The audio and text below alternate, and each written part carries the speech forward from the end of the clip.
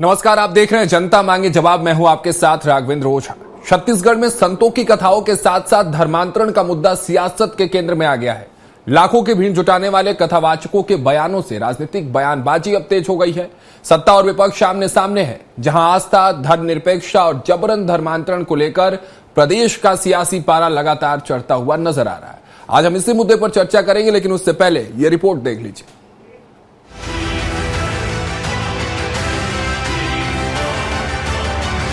छत्तीसगढ़ में इन दिनों संतों की कथाओं के साथ साथ सियासत भी तेज होती नजर आ रही है।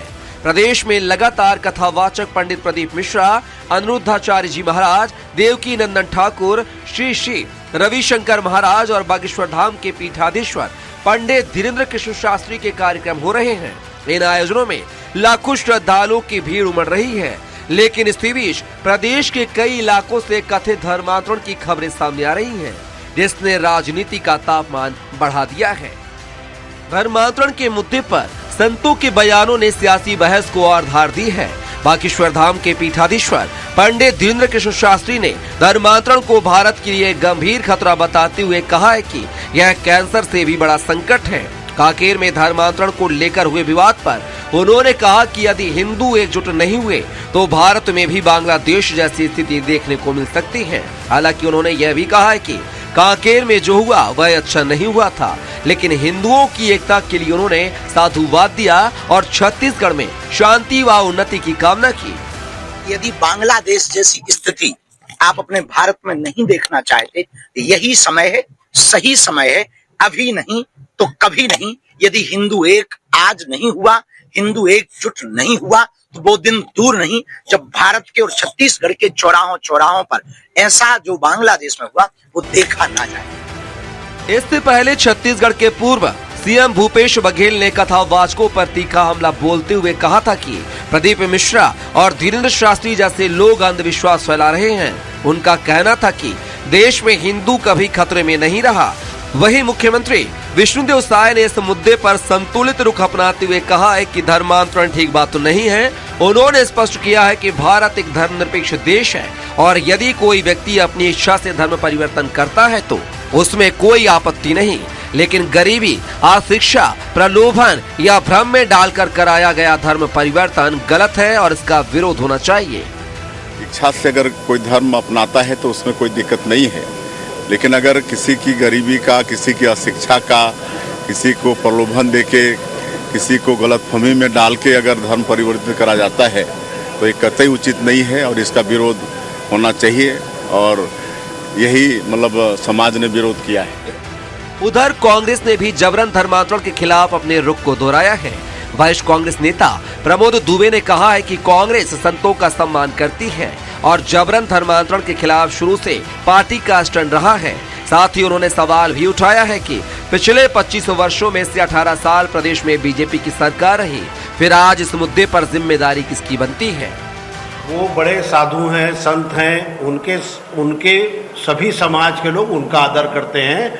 जो बड़े संत होते हैं वो चाहे किसी भी समाज के हों, उनका आदर करना हमारा धर्म और हमारी संस्कृति और हमारे संस्कार है। कांग्रेस पार्टी जो है वो धर्मांतरण के खिलाफ रही ही है। ऑफिशियल जबरन धर्मांतरण नहीं होना चाहिए, ये कांग्रेस का स्टैंड शुरू से रहा है। बहरहाल धर्मांतरण के नाम पर कभी बंद, कभी उग्र विरोध और सड़क पर उतरती भीड़, इन सब के बीच बड़ा सवाल यही है कि आखिर ठोस कानून अब तक क्यों नहीं बन पाया। सत्ता और विपक्ष आरोप प्रत्यारोप में उलझे रहे। नतीजा यह है कि धर्मांतरण रोकने की मांग तेज है, लेकिन समाधान अब भी फाइलों में ही अटका नजर आता है।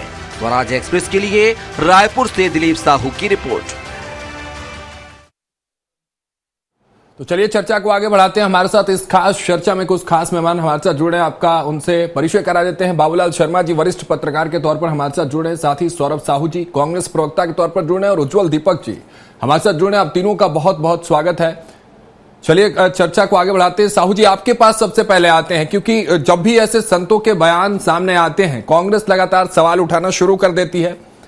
पहले तो भारतीय जनता पार्टी के साथ जोड़ा जाता है, फिर अभी तो भूपेश बघेल कह दिए कि अंधविश्वास, और आपके दुबे जी कह रहे हैं कि बहुत सम्मान करते हैं संतों का।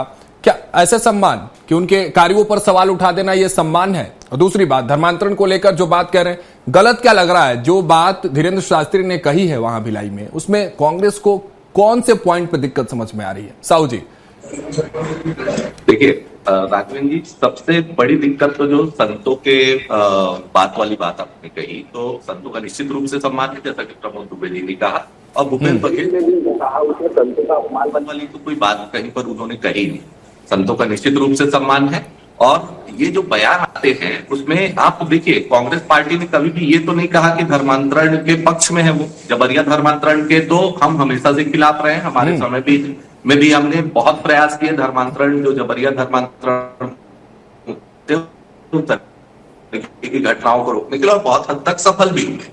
राघवेंद्र, सबसे बड़ी समस्या कहां आती है? जब भारतीय जनता पार्टी ये कहती है कि वो धर्मांतरण के खिलाफ है और केंद्र में वो 2014 से बैठे हुए हैं, छत्तीसगढ़ के अंदर 15 साल उन्होंने शासन किया और अभी पिछले 2 साल से वो बैठे हुए हैं। और उसके बाद सुप्रीम कोर्ट का भी पिछले 1 साल पहले की बात देख लीजिए, सुप्रीम कोर्ट का भी ये निर्देश है कि धर्मांतरण अगर देश के लिए समस्या है तो धर्मांतरण रोकने के लिए कड़े कानून बनाए जाए, ये सुप्रीम कोर्ट ने कहा है, ये टिप्पणी की है। तो केंद्र सरकार का ये दायित्व हो जाता है कि उसके लिए एक विधेयक और एक कानून लाया जाए, कठोर कानून लाया जाए, जिससे कि इसको रोका जा सके। दूसरी महत्वपूर्ण बात, 2 साल पहले जब यहाँ पर भारतीय जनता पार्टी की सरकार बनती है तो ये कहते हैं कि हम पहले ही कैबिनेट में और पहले ही विधानसभा सत्र में जो धर्मांतरण रोकने के लिए कड़े से कड़े कानून लाएंगे, और इसका ड्राफ्ट तैयार है। इनके जो सीनियर लीडर हैं और सीएम खुद वो ये बात को कहते हैं। और आज 2 साल बीत गए राघवेंद्र जी, कि इस तरीके का कोई कानून यहाँ पर न पारित हो पाता है, ना ही उस दिशा में कोई पहल दिखती भी है हमको। और लगातार छत्तीसगढ़ के अंदर विशेष रूप से अगर आप देखेंगे तो लगातार जबरिया धर्मांतरण के जो केसेस हैं, जो अलग तरीके की अपनी घटनाएं हैं, वो लगातार बढ़ती जा रही हैं। तो निश्चित रूप से एक जिम्मेदार विपक्ष के नाते हमारी चिंता जायज है और हमारा इस पर सवाल उठाना लाजमी है। और हम सत्ता पक्ष से ये सवाल पूछेंगे कि कब वो एक कठोर कानून लेके आएंगे और इस तरीके की जो घटनाएं, जो भानु प्रतापपुर कांकेर में जो जिस तरीके की अभी अप्रिय स्थिति पैदा हुई है, वो भविष्य में ना हो, इसको पहले से सुनिश्चित किया जाना जरूरी है राघवेंद्र जी। तो निश्चित रूप से एक मजबूत विपक्ष के नाते हम ये सवाल पूछेंगे और भारतीय जनता पार्टी को इसकी जिम्मेदारी लेकर के इसके लिए कानून बनाना चाहिए और इस तरीके की घटनाओं को रोकना सुनिश्चित मतलब ठीक है ना, धर्मांतरण पे तो बात होगी और उज्जवल जी से सवाल तो हमेशा से पूछे गए हैं, सरकार में वह जिम्मेदारी उनकी। लेकिन मैं सबसे पहले शुरुआत में आपसे ये जानना चाहता धीरेन्द्र शास्त्री के बयान को लेकर, क्योंकि वो भी धर्मांतरण को कैंसर उन्होंने भी बताया है। सरकार चाहे आपकी रही हो चाहे उज्जवल जी की रही हो, जिम्मेदारी आप दोनों के कंधों पर तब थी और अब भी उज्जवल जी के कंधों पर। लेकिन धीरेन्द्र शास्त्री के किसी बयान से कांग्रेस को कोई समस्या, कोई आपत्ति? देखिए राघवेंद्र जी, मैंने पहले भी स्पष्ट किया कि कोई पॉलिटिकल मैसेज तो इसमें आप नहीं ढूंढ रहे ना बीजेपी के फेवर में, कोई पॉलिटिकल मैसेज? सिर्फ बयानबाजी नहीं होनी चाहिए। भाजपा और जो संत है उनके दोनों के बयान से सिर्फ एक ही आपत्ति की काम होना चाहिए, सिर्फ बयानबाजी नहीं होनी चाहिए। क्योंकि जिम्मेदार पद पे ये बैठे हुए हैं, सरकार पे ये बैठे हुए हैं और काम तो इनको करना है। उसमें विपक्ष के नाते जो हमारा सहयोग होगा उसके लिए निश्चित रूप से हम तैयार हैं। कांग्रेस पार्टी हमेशा उसका समर्थन करेगी। अगर धर्मांतरण रोकने के लिए कानून बनाते हैं, एक मजबूत कानून बनाते हैं। ठीक है, उज्जवल जी आपका रुख करते हैं। धर्मांतरण को लेकर शुरू से सवाल पूछे जा रहे हैं, आपने भी वादे किए, लेकिन अब शीतकालीन सत्र बीत जाने के बाद भी कोई कानून देखने को नहीं मिलता है, तो लाजमी है, सवाल तो लाजमी है। एक तो सवाल यह रहेगा, दूसरा ये कि जो धीरेन्द्र शास्त्री कह रहे हैं, विपक्ष जिससे एड ऑन करती है पॉलिटिकल मैसेज के साथ भारतीय जनता पार्टी के साथ, उस पर क्या रुख है भारतीय जनता पार्टी? सहमत है या आप ये समझते हैं कि धीरेन्द्र शास्त्री का वो व्यक्तिगत जो है फ्रीडम ऑफ स्पीच के तहत जो उन्होंने कहा उनको कहने की आजादी है? उज्जवल जी। में माननीय गृह मंत्री अमित शाह जी का बयान सुना होगा। उन्होंने वो कारण बताए कि किस कारण कांग्रेस पार्टी लगातार चुनाव हार रही है। इन्होंने धारा 370 का विरोध किया हटाने का, इन्होंने राम मंदिर का विरोध किया, इन्होंने सर्जिकल स्ट्राइक पे प्रश्न चिन्ह उठाए। देश से जुड़े ऐसे हर कानून, हर कदम, विकास के सारे कार्यों का कांग्रेस पार्टी शुरू से विरोध करते आ रही है, इसलिए देश की जनता ने इनको नकार दिया है। माननीय भूपेश बघेल जी जो भूतपूर्व मुख्यमंत्री रहे हैं छत्तीसगढ़ प्रदेश के जी, वो ही नहीं, उनके पिताजी ने भी, दिवंगत पिताजी, उनको मेरा सादर प्रणाम, पर यहाँ पर बोलना जरूरी है, उन्होंने लगातार हिंदू धर्म का अपमान किया है। आपने मेरे राजनीतिक, आपके पत्रकारिता के कैरियर में और मेरे राजनीति के छोटे कैरियर में मैं सवाल पूछना चाहूंगा, चारों गणमान्य लोग यहां जो बैठे हैं, आप तीन लोग, क्या आपने भूपेश बघेल जी के मुख वृंद से किसी अन्य धर्म के किसी भी संत के बारे में कभी भी कोई बात सुनी है क्या? तो मुझे ऐसा लगता है कि भूपेश बघेल जी और कुछ अन्य व्यक्तियों ने सुपारी ले रखी है कांग्रेस पार्टी को बर्बाद करने की, और ये सुपारी खुद राहुल गांधी दे रहे हैं। तो कांग्रेस पार्टी ये गलती करते रहे और भाजपा की सरकार आते रहे। देश के बहुसंख्यक समुदाय का लगातार ऐसा अपमान, साधु संतों का अपमान देश देख रहा है, जनता देख रही है, और भारतीय जनता पार्टी को कुछ भी बोलने की जरूरत नहीं इस विषय पे। जहां तक आपका प्रश्न है कि क्या हम धीरेन्द्र शास्त्री जी के साथ हैं, हम हर संत के साथ हैं जो देश की शांति, अखंडता और विकास के बारे में बात करते हैं, चाहे वो किसी भी धर्म के हों। मैं फिर से रिपीट कर रहा हूं, चाहे वो किसी भी धर्म के हों, किसी भी जाति के हों। लेकिन धर्मांतरण पर कानून कब, ये सवाल है ना उज्जवल जी। हम अडिग हैं उन मामलों में और कठोर कानून आने जा रहा है। और मैं स्वागत करूंगा सौरभ जी का, प्रवक्ता है कांग्रेस पार्टी के, बड़े विद्वान प्रवक्ता हैं, और उन्होंने भी कमिटमेंट किया है कि जिस दिन ये कानून आएगा उस दिन समर्थन करेंगे और हम देखेंगे।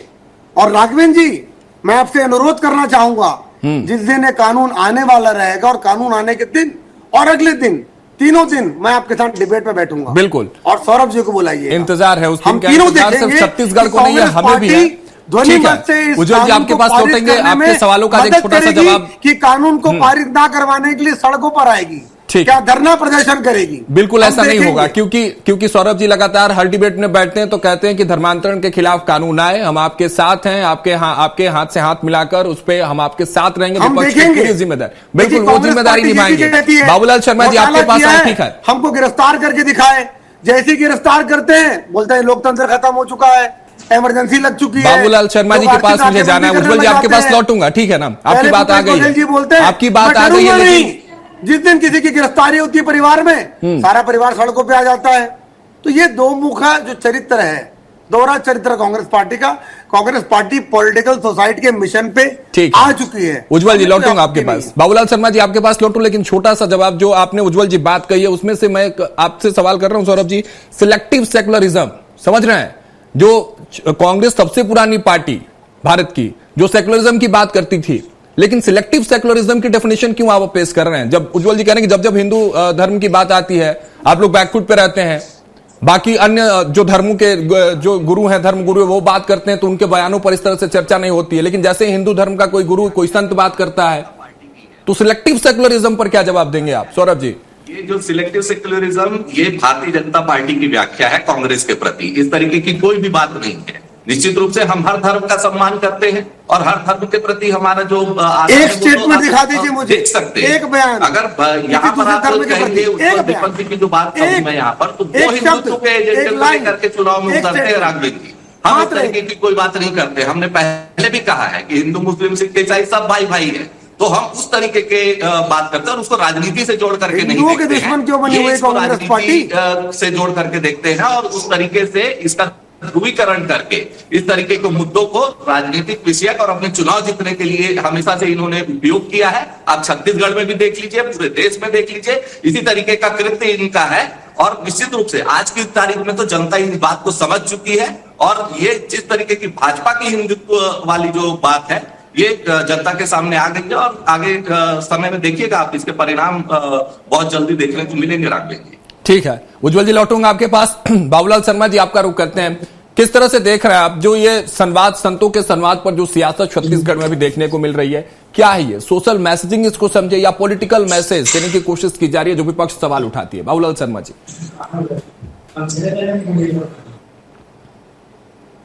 ये तो स्पष्ट है और सनातन धर्म पर बात करते हैं जी, ये स्पष्ट चीज है। इनमें से कोई भी कोई मुस्लिम समाज या और किसी समाज का तो बात करेगा नहीं, वो तो क्लियर हो गया। लेकिन जब जब ये हिंदू धर्म की बात करते हैं और मंच से जो है हिंदू धर्म को एक होने की बात करते हैं, तब जो है लोगों का दिमाग जो है, जो उसकी धारा जो है, लोगों की सोचने की धारा जो है, वो भारतीय जनता पार्टी की तरफ जाती है। क्योंकि हिंदू धर्म का जो पोषक करने वाली पार्टी है वो भारतीय जनता पार्टी। हिंदुत्व का क्लियर एजेंडा है उनका, कोई छुपा हुआ एजेंडा नहीं है। हिंदुत्व और हिंदू राष्ट्र का क्लियर एजेंडा है। इसलिए जो है कांग्रेस को जो है आपत्ति होती है कि भाई जो संत यहाँ पर कोई भी चीज बोल रहे हैं वो भारतीय जनता पार्टी के पक्ष में जा रहा है। कहीं ना कहीं जो है हिंदू की बात करना और हिंदुत्व से जुड़ जाता है मामला, एक चीज। दूसरी चीज, मुझे जो है बागेश्वर बाबा की एक बात समझ में नहीं आई, वो बयान उन्होंने दिया है कि धर्मांतरण जो है वो अगर होता रहा तो बांग्लादेश बन जाएगा। बांग्लादेश तो मुस्लिम राष्ट्र है, वहां अलग प्रॉब्लम है। ये धर्मांतरण तो ईसाई समुदाय का मसला है। धर्मांतरण तो ईसाई समुदाय का, मतलब बांग्लादेश कैसे बन जाएगा? ये एक जो है कई बयान ऐसे आते हैं। और निश्चित रूप से जो भी संत जो है, प्रदीप मिश्रा हो, अनिरुद्धाचार्य हो, देवकी नंदन ठाकुर हो, रविशंकर जी महाराज हो, बागेश्वर धाम हो, ये सब हिंदुत्व के ऊपर ही बात करने वाले प्रचारक हैं। और निश्चित रूप से जो है धर्म की आड़ होती है। हिंदुत्व की बात करने के लिए धर्म का मंच होता है, धर्म के मंच से वो हिंदुत्व की बात करते हैं तो स्वाभाविक तौर पर भारतीय जनता पार्टी की तरफ लोगों की सोच जाती है। मेरा कहना, कई बार मैं कई डिबेट में कह चुका हूं कि भैया कानून बना दो ना, कानून क्यों नहीं बनाते हो? बात ही बात कर रहे हैं खाली। मैं 15 साल से सुन रहा हूं कानून बनाने की बात। देखिए 3 साल अजीत जोगी रहे, अजीत जोगी खुद इसी समुदाय से जो धर्मांतरण करवाता है, आपका आरोप है, तो उसमें 3 साल तो कोई प्रॉब्लम नहीं है, बल्कि उन पर आरोप लगा था अजीत जोगी पर कि धर्मांतरण करवाने में सहयोगी है। और 5 साल कांग्रेस की सरकार, भूपेश सरकार, लेकिन कांग्रेस का एजेंडा जो है धर्मांतरण नहीं रहा कभी भी। ये एजेंडा है भारतीय जनता पार्टी का। 15 साल आपकी सरकार रही, आप सरकार में रहे भारतीय जनता पार्टी। डॉक्टर रमन सिंह मुख्यमंत्री रहे, बहुत अच्छे मुख्यमंत्री थे, उन्होंने भी बात की थी लेकिन कानून नहीं बना पाए। कारण क्या है मैं नहीं जानता। आपकी 3 साल से सरकार है, कानून नहीं बना। 3 साल में सिर्फ बात ही बात हो गई। लाठी डंडे आप उठाते हैं, जो आपको अधिकार किसने दिया कुछ समझ में आता नहीं। ये जो है ये गलत दिशाएं जो है वो तकलीफदायक है। शांतिपूर्वक विरोध होना चाहिए। अगर धर्मांतरण हो रहा है और जबरन हो रहा है, मैं भी इसका विरोधी हूँ। धर्मांतरण जबरन नहीं होता, लेकिन ये साबित कैसे होगा कि धर्मांतरण जबरन हो रहा है या स्वाभाविक तौर पर हो रहा है? साबित तो वही करेगा ना। धर्मांतरित हो जाएगा तो वो बताएगा आकर के कि मुझे जबरदस्ती मार कर ये किया गया है, या दबाव देकर किया गया है, या प्रलोभन देकर किया गया। लेकिन अभी तक ऐसा कोई बयान किसी का सामने धर्मांतरित व्यक्ति का आया नहीं है, बड़ा बयान। इसलिए जो है आप ही कह देंगे कि ये धर्मांतरण जबरदस्ती किया जा रहा है और लाठी डंडे उठाएंगे, तो इसकी आलोचना होती है। और इसी बात के लिए कांग्रेस को दर्द है, इसी बात का दर्द है कि क्यों इस। देखिए विष्णुदेव साव ने संविधान सम्मत बयान दिया है, बहुत चला हुआ और संविधान सम्मत बयान है, जबकि जबरिया धर्मांतरण निश्चित रूप से गलत है। और जो है वो जबरिया के खिलाफ बोले हैं, और जो अगर स्वाभाविक तौर पर कोई कर रहा है उसके लिए कोई दिक्कत नहीं है। ये साफ साफ विष्णुदेव साव ने, मुख्यमंत्री हमारे प्रदेश के, उन्होंने कहा है, उसमें कोई दिक्कत नहीं है अगर स्वाभाविक तौर पर होता है। लेकिन जबरिया हो रहा है ये साबित कौन करेगा? सबसे बड़ी आप कह देंगे जबरिया हो रहा है तो ये तो नहीं होगा ना। बिल्कुल। जब तक धर्मांतरित व्यक्ति नहीं बोलेगा कि हाँ मुझे जबरन मार करके या दबाव दे करके, किसी प्रकार का प्रलोभन दे करके मुझे बनाया गया है, वो बयान देगा तब बात बनेगी। जी ठीक है बाबूलाल जी, बहुत उज्जवल जी आपका रुख करते हैं। बहुत सटीक बात इन्होंने कही है बाबूलाल शर्मा जी ने। अगर ये बात सौरभ जी कहते उज्जवल जी तो ये आरोप होते, लेकिन वरिष्ठ पत्रकार, एक लंबा अनुभव छत्तीसगढ़ में और पत्रकारिता में, जब ये बात बाबूलाल शर्मा जी कह रहे हैं उज्जवल जी, तो मामला गंभीर है। समझना है, संवैधानिक बयान से सिर्फ नहीं होगा, उसके पीछे के जड़ों को समझना होगा। और आरोप लगाने से नहीं कि 5 साल भूपेश बघेल भी रहे तो उन्होंने क्या किया, अब तो जिम्मेदारी आपके पास है ना। उनकी गलतियों को भी पीछे रख के उसको सुधारने की जिम्मेदारी आपकी है। तो सबकी निगाहें आपके ऊपर टिकी हुई हैं, किस तरह से उन जड़ों को समाप्त करेंगे इसकी जिम्मेदारी आप पर है उज्जवल जी। और हम जल्दी एक बहुत ही कठोर कानून लाने जा रहे हैं, बहुत ही कठोर कानून रहेगा। और आप चिंता ना करें, हमने वादा किया है, हम निभाएंगे इस बात को। देर जरूर हुई है, पर जब कोई चीज देर से होती है तो अच्छी बनती है। नीति निर्धारकों ने एक अच्छा डॉक्यूमेंट बनाया है, अच्छा दस्तावेज, एक अच्छा विधेयक तैयार हुआ है, और आपको जल्दी कानून देखने को मिलेगा। हमारी इसी सरकार में इसका फैसला हो जाएगा, आप चिंता ना करें। दूसरी बात, जो बाबूलाल शर्मा जी वरिष्ठ पत्रकार हैं, बड़े भाई हैं, और मैं उनकी पूरी बातों का हर बात का पूरा सम्मान करता हूँ। निर्भीक और बेबाक तरीके से उन्होंने कहा और सही भी है। एक बात अखर रही थी, मैं भी रायपुर शहर में रहता हूँ, मैग्नेटो मॉल में एक घटना हुई, आप तीनों ने नहीं कहा, मैं कह रहा हूँ इस बात को। मैग्नेटो मॉल में घटना होती है और वेंडलाइज कर दिया जाता है। जीसस क्राइस्ट की मूर्ति नहीं तोड़ी गई उसमें, सेंटा क्लॉज से जुड़े डेकोरेशन को वेंडलाइज किया गया। पूरे देश विदेश में ये खबर फैल जाती है। एक बार में नैरेटिव बन जाता है कि भारत देश जो ईसाइयों के खिलाफ है। मैं पूछना चाहता हूं, आप तीनों विद्वान लोग बैठे हैं यहाँ पे, ईसाइयों के खिलाफ कैसा हो गया ये? लोग डेकोरेशन को तोड़ा गया, एक मॉल में मॉल बंद का आह्वान था, मॉल चालू था तो तोड़ा गया।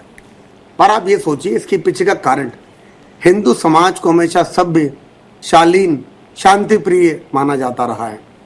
टिपिंग पॉइंट पे आने का मौका क्यों दिया जा रहा है किसी चीज को? वही सभ्य, शालीन, शांत समाज आक्रोशित होता चला जा रहा है और ये किया जा रहा है लगातार अन्य धर्मों के लोगों द्वारा अपना नंबर बढ़ाने के लिए, अपनी मुंडियां बढ़ाने के लिए लगातार आक्रमण किया जा रहा है।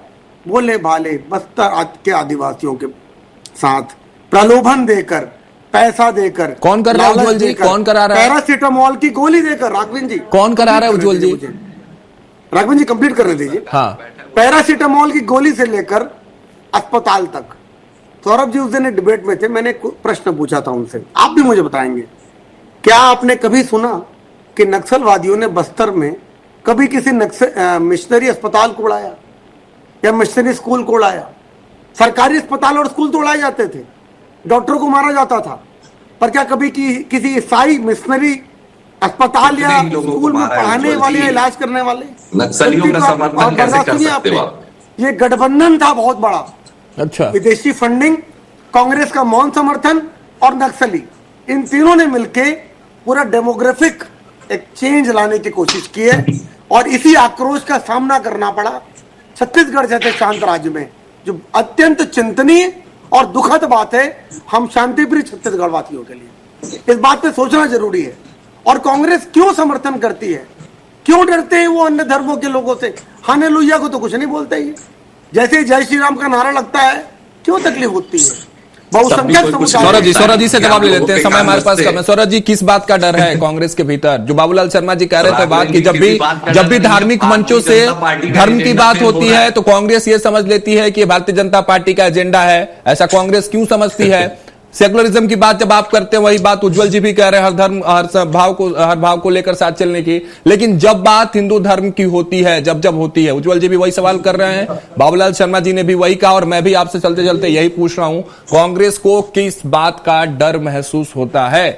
सौरभ जी।